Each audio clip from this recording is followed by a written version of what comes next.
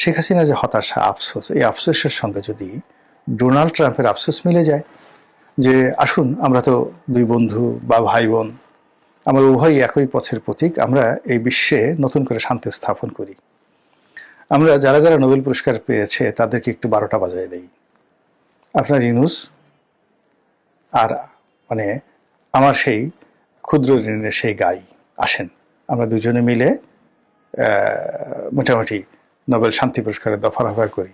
বুঝতে পারেন কি হতে পারে বাংলাদেশে? সর্বনাশ ঘটে যাবে।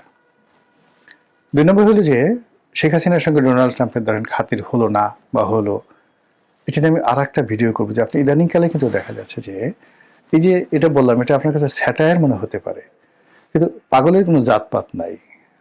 পাগলেকে ওই বলে না যে পাগলকে ওই সাঁকো নালা দিতে বইল না, অথবা মানে পাগল তিতা মিঠা বুঝে না, পাগলারে জিলাপি দিও না।